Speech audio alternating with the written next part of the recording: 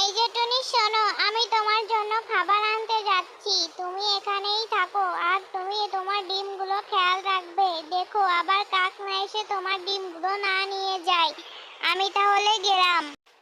টোনা চলে যাওয়ার পর টুনি একা একা বসে ভাবতে থাকে, কিন্তু সে কোনোই কথা বলে না। সে চুপি চুপি বসে থাকে।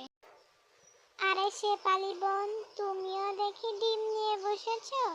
আমার টুনিটাও ডিম নিয়ে বসেছে। তা বলছি, তোমার বর কোথায়? তাকে খুঁজতেছি, কোথাও পাচ্ছি না। আমার বর তো মিটিং এ গেছে। এখন কোথায় যে গেল বুঝতে পারতেছি না। মনে হয় কাক ভাইদের বাসায় গেছে। তুমি একটু যেয়ে দেখে আসো। বলার সঙ্গে সঙ্গে টোনা ওখান থেকে চলে গেল। তখন টুনা এসে দেখে এখানে মিটিং হচ্ছে। তখন আর কি বলবে, বলে যে তোমরা সবাই এখানে। তার বন্ধুরা, তোমরা যদি আমার দ্বিতীয় পার্ট দেখতে চাও তাহলে অবশ্যই আমার চ্যানেলটিকে লাইক করো।